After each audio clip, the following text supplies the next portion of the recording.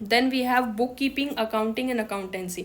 ये book keeping आपको बहुत एक नया वर्ड लगेगा, बट इन सिंपल वर्ड्स अगर आप देखोगे बेटा तो बुक कीपिंग, बुक का मतलब आपकी जो नॉर्मल बुक्स है और कीपिंग मतलब रखना। तो इसी तरीके से बुक कीपिंग का मतलब है कि आपने जो बिजनेस डीलिंग्स हुई हैं उनको कितनी अच्छे से रिकॉर्ड किया है सेट ऑफ द बुक्स में, जो भी आपकी बुक्स हैं जहाँ भी आप लिखते हो। जैसे मैं आपको पढ़ा रही हूँ, आपको मैं डेली होमवर्क भी दे रही हूँ और स्कूल वर्क भी दे रही हूँ, करवा रही हूँ, उसने आपने उन होमवर्क और स्कूल वर्क को कितने अच्छे से अपनी नोटबुक में प्रेजेंट किया है, कितने अच्छे से आपने नोटबुक में लिखा है, ये आपके लिए क्या हो जाएगा, book keeping. In the same way एक बिजनेस में जो आपकी बिजनेस डीलिंग्स हुई हैं उनको रिकॉर्ड करने की आर्ट को भी क्या बोला जाता है, बुक कीपिंग बोला जाता है। इसका मेनली होता है बुक्स ऑफ अकाउंट्स को मेंटेन करना। जैसे बेटा आप कभी किसी सोसाइटी में जाते हो और वहाँ आपको एंट्री करनी पड़ती है, तो एंट्री करते टाइम आप सारी डिटेल्स लिखते हो, तो उन डिटेल्स को कितने अच्छे से मैनेज करके लिखवाया गया है या लिखा गया है उसको क्या बोलेंगे, book keeping. Mainly book keeping में 4 एक्टिविटीज़ होती हैं। सबसे पहला होता है ट्रांजेक्शन्स को रिकॉर्ड करना, जो भी एक्टिविटी हुई उसको रिकॉर्ड करो। Then posting into ledger account, जो भी अलग अलग अकाउंट बनेंगे उसमें डालना। जैसे आपने मान लो मोहन से भी पैसा लिया, सोहन से भी सामान उधार लिया, देन वी हैव राम ऑल्सो, आपने अलग अलग लोगों से उधार में पैसा लिया और आपने जो सेल की है वो भी मान लो आपने शाम को सेल की है, तो इतने लोगों के अकाउंट बन गए। अब आपने ट्रांजेक्शन्स को रिकॉर्ड तो कर दिया, लेकिन अगर मान लो एकदम से आपका जो ओनर है वो पूछता है कि मेरे को ये बताओ मोहन के पास टोटल कितना पैसा है, तो आप पिछले 3-4 पेजेस को तो नहीं पलटोगे, आप उसका क्या करोगे, एक अलग से अकाउंट बना दोगे।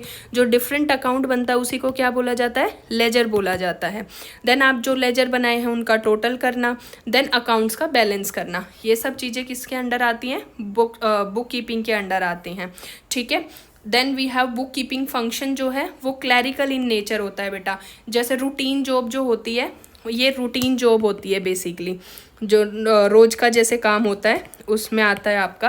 Then can be perform by person having limited knowledge of accounting, अगर किसी पर्सन को अकाउंटिंग की बहुत ज़्यादा नॉलेज नहीं है वो भी इस काम को कर सकता है। जैसे आप कभी किसी शॉप पे देखना, अगर मान लो आपको बोला जाए कि you have to do only one thing, कि अगर कोई आता है, कोई आप सामान बेचते हो तो you have to note it down in this book, तो आप वो काम कर लोगे ईजिली। अगर आपको एक्सपीरियंस नहीं है तो भी आप बहुत ईजिली कर लोगे। आप राम को कितना कितना सामान बेचा, शाम को कितना कितना सामान बेचा, आप बहुत इजीली उस जो टर्म्स हैं उनको अलग से निकाल के रख सकते हो।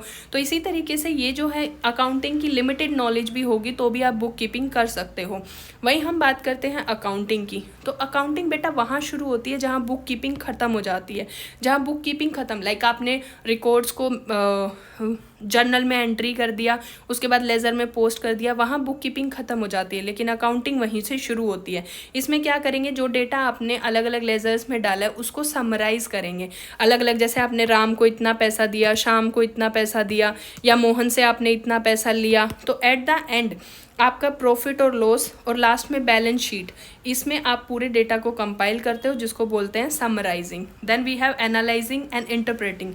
इंटरप्रेटिंग क्या करते हैं, ये समराइज रिजल्ट को एनालाइज करते हैं। जैसे मान लो आपने समराइज किया कि हमारा जो प्रॉफिट है वो 5 लाख है और जो हमारी टोटल एसेट्स एंड लाइबिलिटीज़ हैं वो फर्म की 20 लाख है।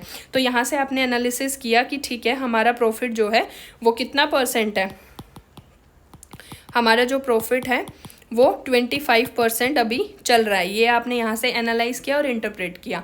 अब आपने ये इन्फॉर्मेशन जो है वो इंटरेस्टेड पार्टीज़ को बताई। लाइक आपका ओनर आता है तो आप ओनर को ये तो नहीं बताओगे कि हमारी इतनी एसेट इतनी लायबिलिटी, आप क्या बोलोगे, जैसे आपका रिपोर्ट कार्ड है, अगर आपसे कोई पूछता है बेटा आपके कितने मार्क्स आए, तो आप ये थोड़ी बताते हो कि हिंदी में मेरे 50 आए, इंग्लिश में मेरे 70 आए, ऐसे तो नहीं बताते। आप क्या बताते हो कि मेरे 68% आए, 80% आए। So this is basically the communication. So in the same manner आपने जो इन्फॉर्मेशन निकाली, जैसे आपने इन्फॉर्मेशन निकाली कि वी हैव 25% जो है वो आपका प्रॉफिट है, ठीक है, तो this is the communication. Then we have accountancy. अब अकाउंटेंसी क्या बेटा, अकाउंटेंसी सिस्टमैटिक नॉलेज है अकाउंटिंग की। बेसिकली जो अकाउंटिंग की नॉलेज है, जो हम अकाउंटिंग पढ़ रहे हैं या स्टडी ऑफ अकाउंटिंग, अकाउंटेंसी बोला जाता है। अब हम देखते हैं कि बुक कीपिंग, अकाउंटिंग और अकाउंटेंसी में रिलेशन क्या है। सबसे पहले देखो बेटा, बुक कीपिंग सबसे स्मॉल स्टेज पे बुक कीपिंग जाती है। बुक कीपिंग में क्या करते हैं हम, अकाउंट्स को मेंटेन करते हैं। Then we have accounting. Accounting में क्या करेंगे हम, बुक कीपिंग भी इन्वॉल्व करेंगे, डेटा को समराइज भी करेंगे और इंटरप्रेट भी करेंगे रिकॉर्ड्स को। उसके बाद आता है अकाउंटेंसी। अकाउंटेंसी क्या है, इन सब की स्टडी है, तो एक तरीके से बुक कीपिंग भी है, अकाउंटिंग भी है, इंफॉर्मेशन को कम्युनिकेट करना भी है यूजर्स को। So this is the relationship between book keeping, accounting and accountancy. The scope of accountancy is bigger than accounting and scope of accounting is bigger than bookkeeping.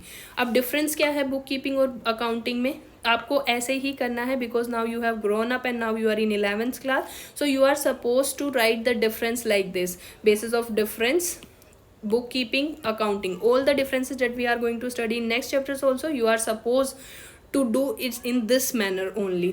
सो सबसे पहले meaning, book keeping का मतलब क्या होता है, business transactions को record करना in the books of original entry. और बुक्स ऑफ ओरिजिनल एंट्री कौन सी होती हैं आपकी, जर्नल. और अकाउंटिंग का मतलब क्या होता है, रिकॉर्ड, क्लासीफाई और समराइज करना और बिजनेस ट्रांजेक्शन्स को एनालाइज करना. स्कोप जो है बुक कीपिंग का वो लिमिटेड है और अकाउंटिंग का ज़्यादा है. क्यों ज़्यादा है, क्योंकि अकाउंटिंग में ही बुक कीपिंग इन्वॉल्व है. Then we have dependence. Book keeping जो है वो इंडिपेंडेंट है क्योंकि उससे फ़र्क नहीं पड़ता, उस शुरू ही बुक कीपिंग से होता है. लेकिन अकाउंटिंग जो है वो बुक कीपिंग पे डिपेंड करती है. मान लो अगर आपको बुक कीपिंग नहीं करके दी जाएगी, अगर आपको अकाउंट्स को लेजर में पोस्ट करके नहीं दिया जाएगा, तो आप कैसे आप अपना आगे का प्रॉफिट एंड लॉस अकाउंट और बैलेंस शीट बनाने का काम कर पाएंगे. Special knowledge and ability. Book keeping को स्किलफुल और टेक्निकल नॉलेज की ज़्यादा ज़रूरत नहीं होती है, लेकिन अकाउंटिंग में होती है. Checking of accuracy. In book keeping accuracy अगर आप ट्रायल बैलेंस बनाओगे तो पता चल जाएगा. अकाउंटिंग में एक्यूरेसी जो है वो उतना चेक नहीं होता है. Then responsibility. Book keeper responsible नहीं होता है अकाउंटेंट के काम के लिए, लेकिन अकाउंटेंट काम रिस्पॉन्सिबल होता है बुक कीपर के लिए, क्योंकि अल्टीमेटली बुक कीपर के काम को कौन यूज़ कर रहा है, अकाउंटेंट यूज़ कर रहा है. देन एक पर्सन जिसके पास कम नॉलेज है वो भी इस काम को कर सकता है, लेकिन ये एक स्पेशलाइज नॉलेज वाला पर्सन ही कर सकता है. Then we have time. इसमें जो है मेंटेन डेली की बेसिस पे किया जाता है, लेकिन ये पीरियोडिकली होता है. पीरियोडिकली का मतलब होता है कभी महीने में बना दिया, फोर्टनाइटली बना दिया, तो उस तरीके से किया जाता है. और बैलेंस शीट जैसे साल में एक बार बनती है. तो टाइम ये जो होता है ये डेली नेचर का होता है, जैसे मैंने पहले भी बताया था, ये रूटीन नेचर की जॉब होती है. So I hope these things are very clear to you guys. If there is any problem then you can comment and tell me. I'll solve the problem and we will start with the next topic in the next class. Till then you can revise this. Thank you.